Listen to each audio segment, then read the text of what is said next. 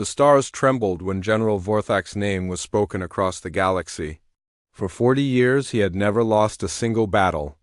His massive war fleet moved through space like death itself, bringing fear to every world that saw his black ships in their sky. Vorthak stood 8 feet tall. His skin looked like blue crystal that caught light and threw it back in sharp flashes. His 4 arms moved with deadly grace, and his red eyes saw everything. When he walked, the metal floor rang like bells under his heavy feet. Every alien in his fleet feared him. Every world he conquered remembered his name forever. The general had destroyed the mighty Kelton Empire in just 6 months. He had crushed the psychic Mindari race, even though they could read thoughts and see the future. He had beaten the machine world of Nexus Prime, where robots fought with perfect timing and never got tired. Each victory made him stronger. Each win proved that no one could stop him. His flagship was a monster of metal and weapons called the Eternal Conquest. It was 3 miles long and carried enough firepower to burn entire planets. Smaller ships flew around it like angry wasps, ready to strike at his command. The fleet numbered in the thousands. Each ship was perfect. Each crew was trained to follow orders without question. Today, Vorthak looked at his newest target through the great window of his command center. The human colony world called New Haven hung in space before him like a blue and green jewel. It looked peaceful. It looked weak. The humans had built cities on the surface and grew food in great farms. Their defense ships were tiny compared to his fleet. General Admiral Krex said, stepping forward. Krex was shorter than Vorthak, but twice as wide, with thick armor covering his gray skin. The human ships are moving to meet us. Should we destroy them quickly? Vorthak's red eyes studied the small human fleet. 12 ships against his thousands. It was almost sad. No, he said, his voice deep and cold. Let them come close. I want to see how these humans fight before they die. The battle began within minutes. Human ships moved fast, trying to use speed against the massive alien vessels. They fired their weapons and scored some hits, but their small guns barely scratched the thick armor of the hegemony ships. The aliens fought back with terrible power. Blue energy beams cut through space and turned human ships into burning metal, but something odd happened. The humans did not fight the way other races fought. They did not charge forward in straight lines. They did not follow the normal rules of space battle. Instead, they moved in strange patterns that made no sense. They seemed to attack randomly, hitting targets that did not matter. What are they doing? Krex asked, watching the display screen. They are wasting their shots on cargo ships instead of our war vessels. Vorthak watched more carefully. The humans were fast, but they were also doing something else. They were learning. Each attack was different from the last. Each move seemed to test something new. It was like they were not trying to win, but trying to understand. Interesting, Vorthak said quietly. The battle ended as all battles ended when Vorthak fought. The human ships exploded one by one until none were left. The alien fleet moved toward the planet without a scratch on their hulls. But Vorthak felt something he had not felt in many years. He felt curious. The invasion of New Haven took only 3 days. The humans on the ground fought harder than their ships had, but it did not matter. The hegemony had better weapons, better armor, and more soldiers. Cities fell, armies scattered. The human government surrendered to save lives, but, again, the humans fought strangely. They did not mass their forces in one place like most races did. They spread out and hit small targets. They used tricks and traps. They seemed to care more about learning how the aliens fought than about winning battles. Vorthak walked through the captured human military base on New Haven's largest continent. His boots crushed broken glass and scattered papers. Dead humans lay where they had fallen, but many more had been taken alive. The general always kept prisoners. They were useful for learning about new worlds. Sir, Captain Nexel said, approaching with a datapad, we have found their command staff. Most ran away, but we caught 4 of them. The humans call them specialists. Bring them to my ship, Vorthak ordered. I want to question them personally. Hours later, 4 humans stood in chains in Vorthak's private interrogation room. The general studied them with his red eyes. They looked so small and weak compared to his own kind. Their skin was soft and pale. They had only 2 arms and 2 eyes. They looked like children. The first human was older than the others, with gray hair and calm eyes. His uniform said he was Commander Hyundai. The second was a female with dark hair and intelligent eyes. Her name tag read Dr. Yuna Kim. The third was a young male called Engineer Jinho Park. The fourth was a female pilot named Captain Neri Lee. They stood straight despite their chains. They did not beg or cry like many prisoners did.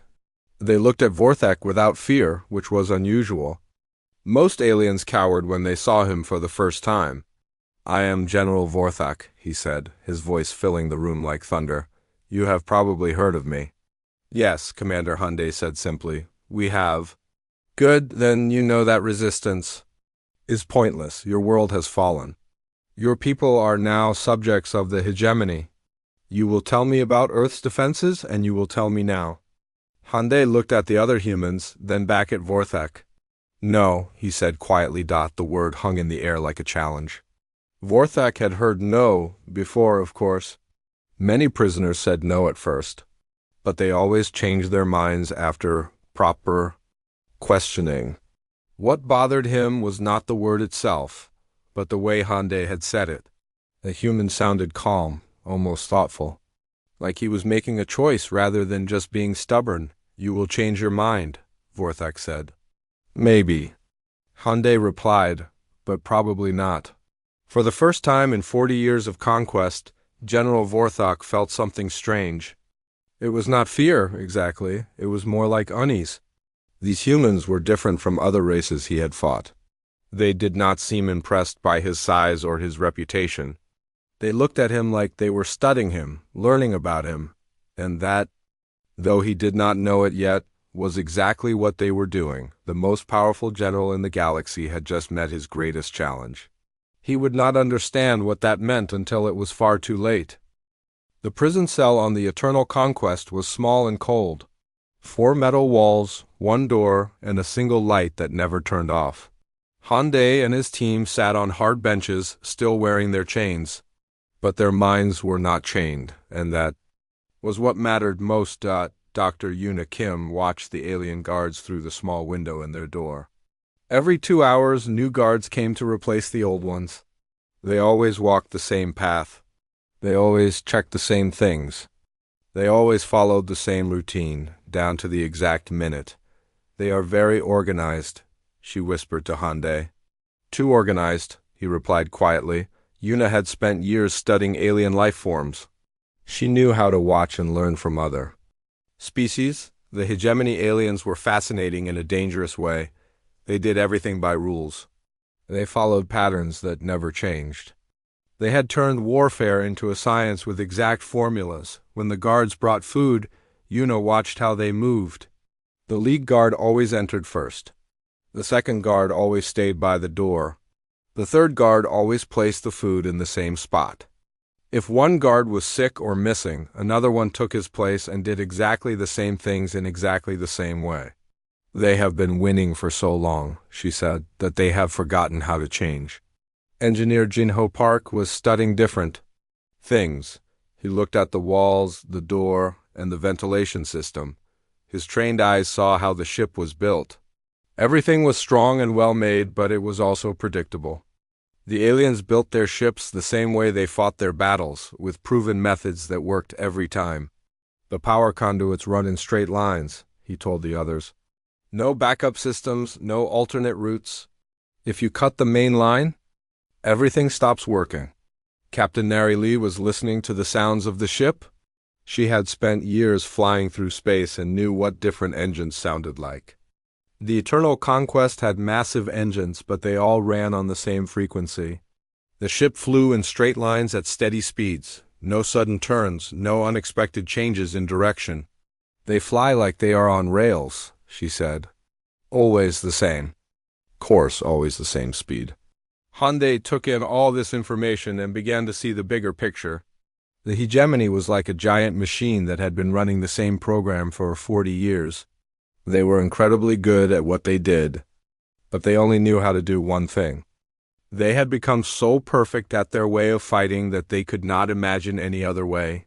This was their weakness. On the second day, General Vorthak came to question Hyundai again. The big alien filled the doorway with his crystal blue bulk. His red eyes glowed in the dim light. He expected the human to be broken by now, ready to tell him everything about Earth's defenses.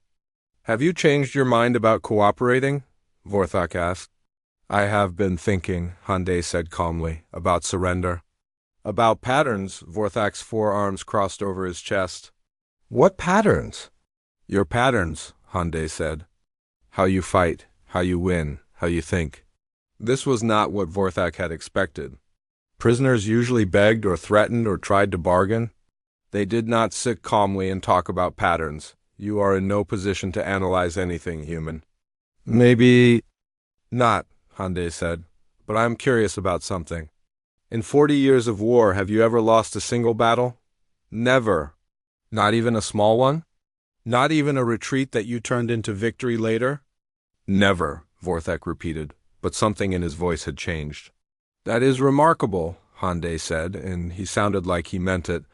"Most generals lose some battles. It teaches them new things, makes them better. But you have been perfect. From the start, I have superior forces and superior tactics." "Yes, but superior to what?" Hyundai leaned forward slightly. "If you always win, how do you know your tactics are the best possible tactics? How do you know there is not a better way?"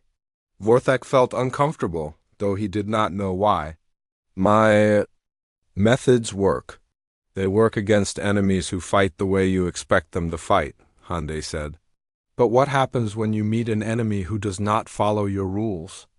"There are no such enemies. War has rules. Physics has rules. Victory goes to whoever follows the rules better. Does it?" Hyundai asked quietly. The question hung in the air between them. Vorthak realized that somehow this small, weak human had turned the interrogation around. Instead of answering questions, Hyundai was asking them. Instead of being afraid, he was making the general think about things he had never questioned before. "You are trying to confuse me with words, Vorthak." No, Hyundai replied. "I am trying to understand you. The way you understand your enemies before you fight them. You study their weapons, their tactics, their strengths and weaknesses, right?" "Of course." "Good, so you know that understanding your enemy is the first step to victory?" "Yes, then you will understand why I am studying you." The words hit Vorthak like a physical blow. This human prisoner, chained and helpless in a cell, claimed to be studying him. The idea was ridiculous. It was insulting. It was impossible, but it was also disturbing. "You have nothing to study," Vorthak said. "You are defeated. Your world is conquered. Your fleet is destroyed." "True," Hyundai agreed, "but the war is not over."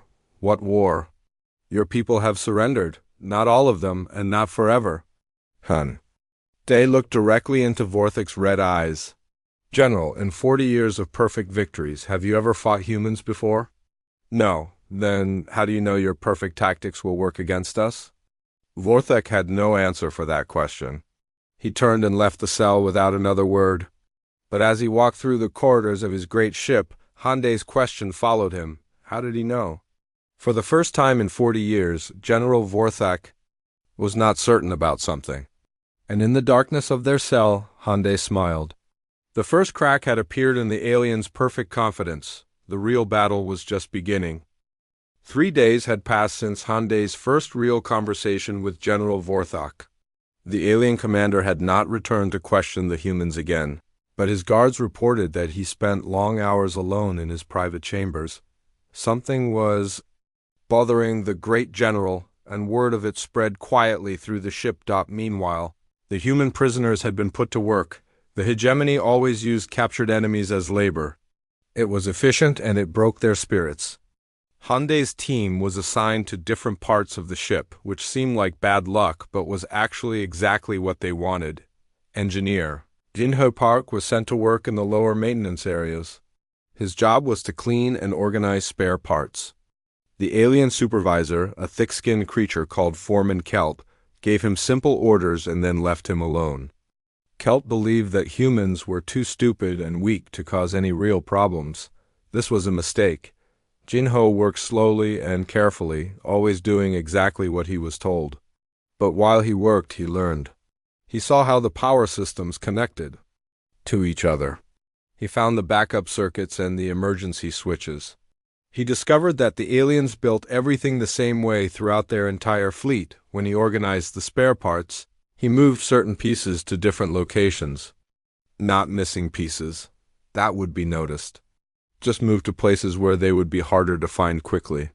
He also made small marks on important components, scratches that looked like normal wear, but were actually a code that he and his team could read. Captain Nari Lee was assigned to the communications center. Her job was to clean the equipment and carry messages between different stations. The aliens thought this was safe work for a prisoner. They were wrong. Nari listened to everything. She heard reports from other ships in the fleet. She learned their call signs and their positions. She discovered their patrol schedules and their supply routes. Most importantly, she learned how they talked to each other during battles. While she cleaned, she also made tiny adjustments to non-critical systems. She changed frequency settings by small amounts. She loosed connections just enough to cause occasional static.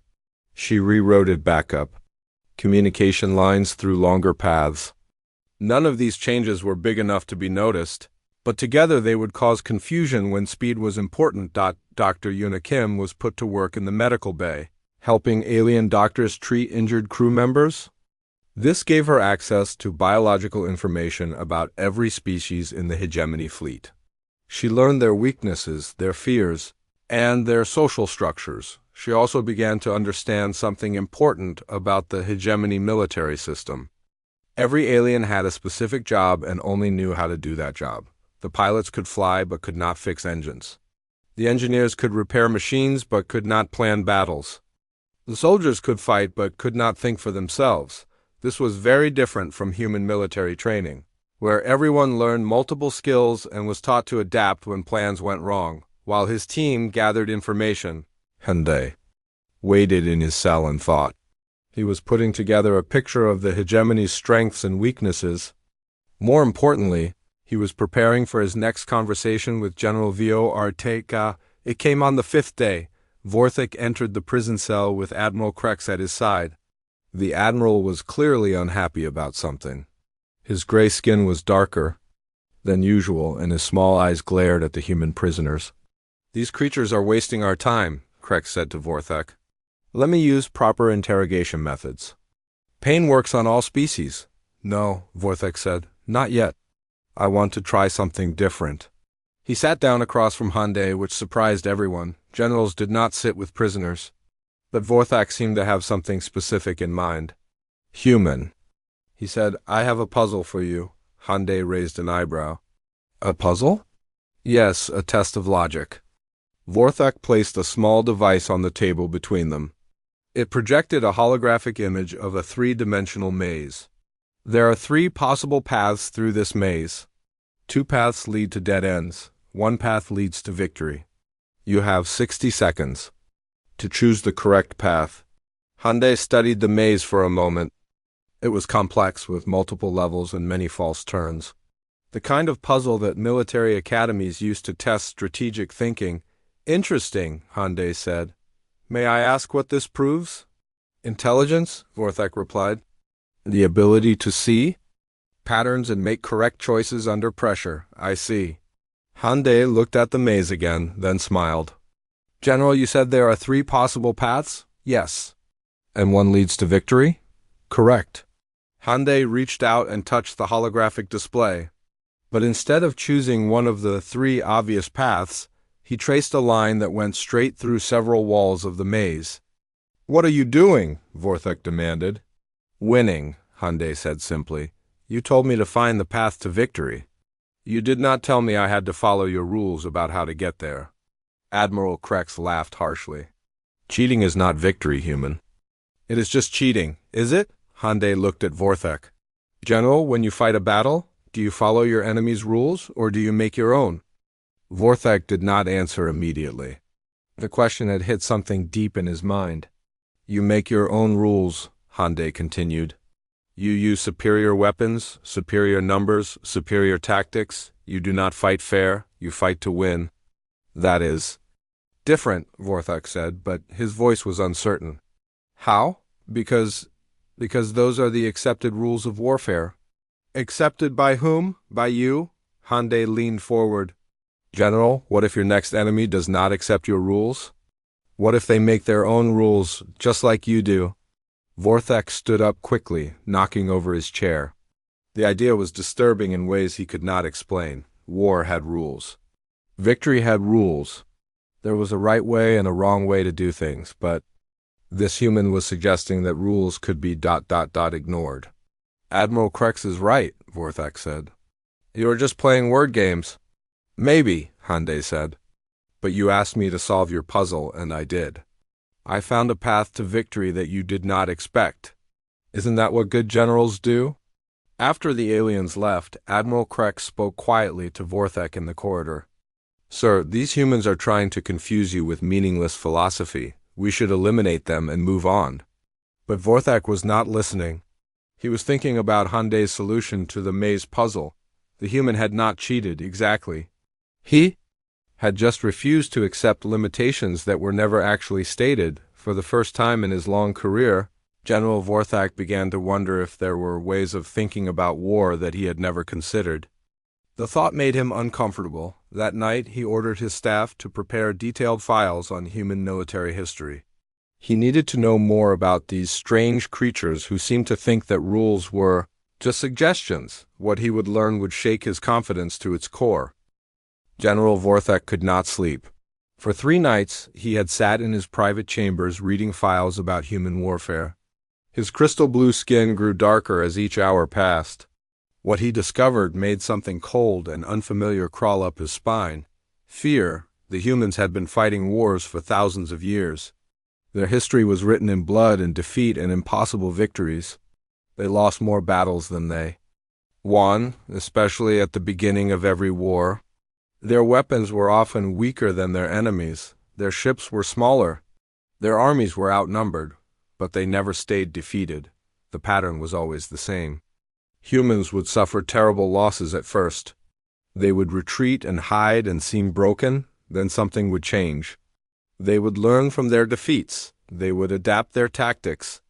They would find new ways to fight that no one had ever seen before. At the Battle of Terran Station, 3 small human ships had faced 50 enemy vessels. The humans should have died quickly and quietly. Instead, they had turned their own ships into weapons. They overloaded their reactors and rammed the enemy fleet, using explosions as tools of war.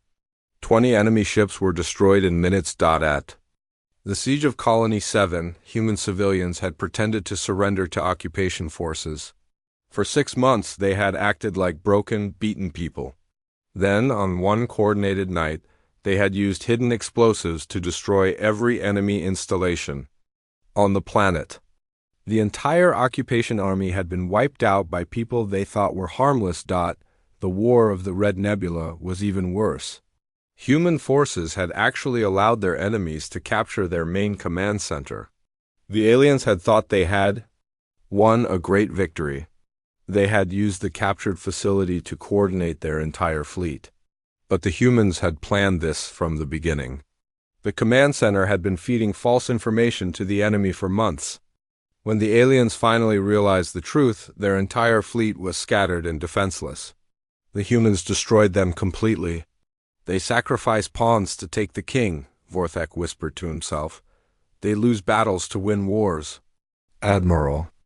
Krex entered without being announced, which meant something urgent was happening. His gray face was darker than usual, and his small eyes were filled with worry. General, Krex said, we have detected several small problems throughout the fleet. What kind of problems? Minor system failures? Communication delays? Equipment that has been moved to wrong locations? Power fluctuations in non-critical areas? Each problem is small, but there are many of them. Vorthak's red eyes blazed with sudden understanding. How long have these problems been happening? Since we captured the human prisoners, but sir, surely they cannot be responsible. They are locked in cells and closely guarded. No, Vorthak sighed, standing up quickly. We have been fools.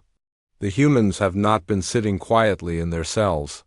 They have been working, studying us, learning our systems, preparing for something.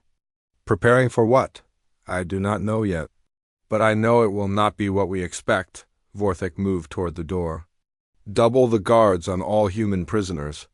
Check every system they have had access to. Search every place they have been. Do it. Now, yes, sir, but General, what exactly are we looking for?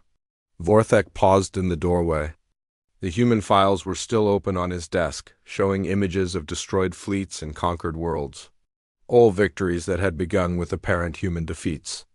We are looking for the trap, he said quietly. Because humans do not just escape. From prisons, they turn prisons into weapons. After Krex left, Vorthak stood alone in his chamber and tried to understand what he was feeling. For 40 years he had been the hunter. Every enemy he faced was prey to be captured and destroyed. But now, for the first time, he wondered if he might be the one being hunted. The thought should have made him angry. Instead, it made him afraid. He called up the files on Commander Hyundai and studied the human's military record. Day had fought in 17 major battles. He had lost 11 of them. By any reasonable measure, he was not a very good general, but Vorthak looked more closely at what had happened after those defeats. In every case, Hyundai had used his losses to learn something new about his enemies. The information from his defeats had been used to plan future victories. Other human commanders had won battles using tactics that Hyundai had developed during his retreats. He was never trying to win those battles, Vorthak realized. He was trying to learn how to win the war. The general walked to his great window and looked out at the stars. Somewhere in that darkness, human resistance cells were waiting for orders. He was sure of it now. The capture of Hyundai's team had not been the end of human resistance. It had been the beginning of something much larger. For the first time in 40 years, General Vorthak faced an enemy that thought differently than he did. An enemy that could turn defeat into victory through pure cunning. An enemy that made plans so complex that they appeared to be surrender. He ordered his staff to prepare for immediate departure from human space.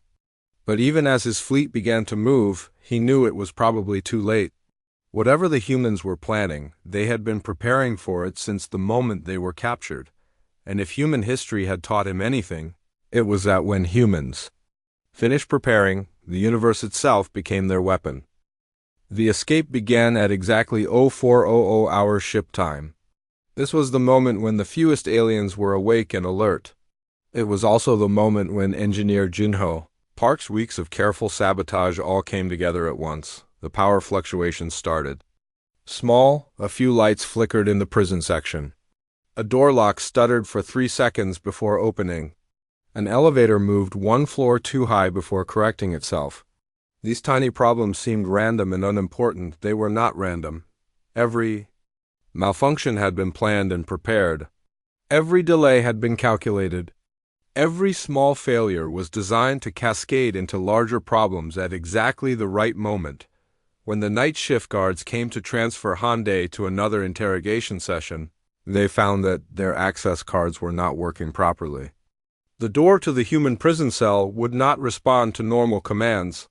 While they struggled with the lock controls, their communication radios began producing static instead of clear signals. The guards could not call for help. They could not open the door quickly. And they did not know that Captain Nari Lee had been listening to their communication frequencies for weeks, learning their codes and procedures. Now, Hyundai said quietly, the 4 humans moved with perfect coordination. Dr. Yuna Kim had memorized the guard patrol schedules down to the exact minute. She knew that the corridor outside their cell would be empty for exactly 4 minutes and 30 seconds. Jinho had marked their route through the ship using scratches and symbols that looked like normal wear.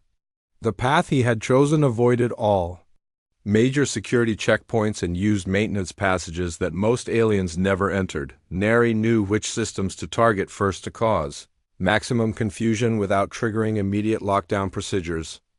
Her weeks of work in the communication center had taught her exactly how the ship's alert systems functioned. They were not trying to steal a shuttle and escape. That would be impossible against a fleet of thousands of ships. Instead, they were heading for the main communication array, and they needed to reach it before anyone realized what they were really doing. The first alarm sounded 8 minutes after they left their cell. By then, they were already 3 decks closer to their target. The ship's security systems began tracking them, but the tracking was slow and unreliable because of Jinho's sabotage. "Security alert," Admiral Krex's voice boomed over the ship's speakers. 4 human prisoners have escaped their cell. All personnel are ordered to assist in their immediate recapture. General Vorthak reached the security center within minutes. He stood before the main tracking display and watched 4 small dots moving through his ship. But something was wrong with their movement pattern. "They are not heading for the shuttle bays," he said. "No, sir," the security officer replied. "They appear to be moving toward the central communication array. Why would they go there? They cannot send messages without the proper codes." "Perhaps they do not know that, sir." But Vorthak had been reading about human tactics for days. He knew that humans did not do things without reasons. If they were heading for the communication center, they had a plan. "Seal that section," he ordered. "Close all blast doors between their current position and the communication array. Do not let them reach it." Emergency blast doors began slamming shut throughout the ship. Thick metal barriers designed to contain explosions dropped from the ceiling, blocking corridors and sealing passages. The ship's computer calculated that the humans were now trapped between Deck 7 and 9 with no way forward. The computer was wrong. Jinho had spent weeks studying the ship's construction. He knew about passages that were not on the official maps, maintenance shafts and emergency crawlways that connected different sections. Routes that the ship's security computer did not monitor because they were too small for most aliens to use. Humans were smaller than most aliens. "They are still moving," the security officer reported with confusion in his voice. "How are they getting through sealed sections?" Vorthak felt cold certainty settle over him. "Because they know this ship better than we do. They have been studying it since the day they arrived." The 4 humans crawled through narrow maintenance shafts, squeezed through emergency passages, and climbed vertical access tubes. Every route had been scouted and planned. Every obstacle had been anticipated. When they finally reached the communication center, they found it heavily guarded. But Neri had prepared for this too. Her sabotage had created delays in the security. Alerts reaching this section. The guards were expecting trouble, but they did not know exactly when it would arrive. The humans did not fight the guards. Fighting would waste time they did not have. Instead, they used gas grenades taken from emergency lockers along their route. Jinho had learned that most alien species were more sensitive to sleep gas than humans were. Within minutes, the guards were unconscious, and the humans were alone in the communication center. "How long do we have?" Hyundai asked as he moved toward the main console. 6 minutes until they cut through the doors, Nari replied, checking her stolen security scanner. "That will be enough." Hyundai's fingers moved quickly over the alien controls. For weeks, he had been watching the guards operate these systems. He had memorized the command sequences and access procedures. Now, he used that knowledge to access the ship's main communication array, but he was not trying to send a distress signal or call for rescue. What he uploaded into the communication system was something far more valuable, a complete intelligence package containing everything the humans had learned about hegemony fleet operations, tactics and weaknesses. The data burst transmitted at light speed, carrying detailed information to hidden human resistance cells throughout hegemony space. Ship configurations, weapon capabilities, command structures, supply routes, communication codes. Everything needed to plan a coordinated resistance campaign. When Vorthak's soldiers finally broke through the sealed doors, they found the 4 humans standing calmly with their hands raised in surrender. The communication console was smoking and completely destroyed. "What did you transmit?" Vorthak demanded when he arrived minutes later. "Everything," Hyundai replied simply. "Everything your enemies needed to know." the most powerful general in the galaxy, finally understood that he had been outplayed from the very beginning. The reports began arriving within hours. At first, they seemed like random incidents scattered across hegemony space. A supply convoy attacked near the outer rim, communication disruptions in the central systems. Minor sabotage on several occupied worlds. General Vorthak read each report with growing horror. These were not random attacks. They were coordinated strikes using tactics that perfectly exploited known hegemony weaknesses. Weaknesses that could only have been discovered through detailed observation of fleet operations. "Sir," Admiral Krex said, entering the command center with another datapad, "3 more incidents in the last hour. Human resistance cells are hitting our supply lines using information about our patrol schedules that they should not have." "They have it because we gave it to them," Vorthak said quietly. "Every day we held those prisoners, they were watching us, learning our patterns, gathering intelligence. But they were locked in cells, sir." "How could they were not just sitting in cells," Vorthak interrupted. "They were working throughout this ship. The female was in our medical bay, learning about our biological weaknesses. The pilot was in our communication center, memorizing our protocols. The engineer was in our maintenance areas, studying our systems." Krex's gray face grew darker. "You think this was planned from the beginning?" "I know it was.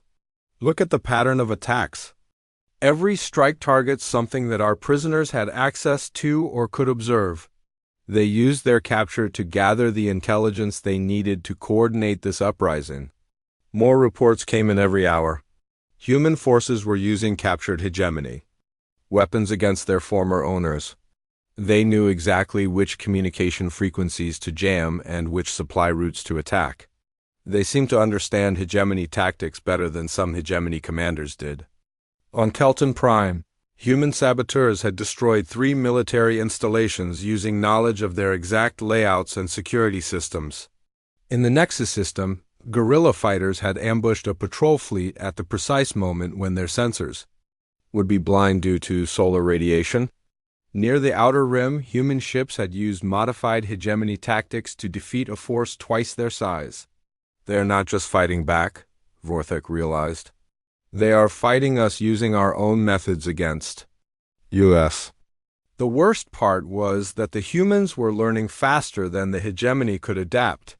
Each successful attack provided them with more equipment, more intelligence, and more confidence.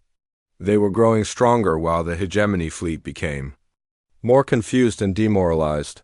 Admiral Krex requested permission to execute the human prisoners, but Vorthak refused. He needed to understand what they had done and how they had done it. Only then could he begin to counter their strategy. He returned to the detention level and stood outside Hyundai's cell. The human was sitting calmly on his bench, as if he was waiting for something. "You planned this from the moment you were captured," Vorthak said. "Yes," Hyundai replied without hesitation. "Your resistance on New Haven was deliberately weak. You wanted us to capture you. We needed intelligence about your fleet operations. The only way to get it was from the inside. You used our own interrogations to study us. Every question you asked told us something about how you think. Every tour of your ship taught us about your technology. Every day we spent here gave us more information to pass on to our people." Vorthak felt something he had never experienced before, the sensation of being completely outmaneuvered by an enemy. "How long have you been planning this?" "Since the first day you attacked human space," Hyundai said. "We knew we could not defeat you in direct battle. Your ships are stronger, your weapons are better, your numbers are greater. So we had to find another way." "And that way was to lose on purpose?" "Sometimes the best way to win a war is to lose the first battle. Defeat teaches you things that victory never can." More reports arrived that evening. Human uprisings on 12 worlds. Coordinated attacks against supply lines across 3 star systems. Successful raids that captured significant quantities of hegemony equipment and intelligence. But the most disturbing report came from the outer edges of hegemony space. Long-range sensors had detected a large human fleet moving toward the central systems. It was bigger than any human force the hegemony had ever encountered, and it was using modified hegemony technology. Where did they get those ships? Krex demanded. Vorthek studied the sensor data with growing unease. The human fleet was using captured hegemony vessels, but they had been modified in ways that made no sense according to standard military doctrine. The modifications should have made the ships weaker, not stronger. Unless the humans understood something about warfare that the hegemony did not. "Sir," the communications officer reported, "we are receiving a transmission from the approaching human fleet. They are requesting to speak with you personally. Put it through." The main screen flickered to life, showing the bridge of a human warship. The captain was a woman with calm eyes and a confident smile. Behind her, Vorthak could see crew members working at stations using equipment that looked like a hybrid of human and hegemony technology. "General Vorthak," the woman said, "I am Admiral Song Hanna of the Human Liberation Fleet. I wanted to thank you personally for the intelligence package that Commander Hyundai transmitted to us. It has been extremely useful in planning our operations." "What do you want?" Vorthak asked. "To offer you a choice. You can continue fighting a war that you cannot win, or you can begin negotiations for the withdrawal of hegemony forces from human space. I have never been defeated in 40 years of warfare." "That was before you fought humans," Admiral Song replied. "We do not fight wars the way other species do. We turn our defeats into victories. We make our weaknesses into strengths, and we never, ever give up." The transmission ended, leaving Vorthak alone with the terrible knowledge that he was facing something beyond his understanding. An enemy that could turn capture into intelligence gathering.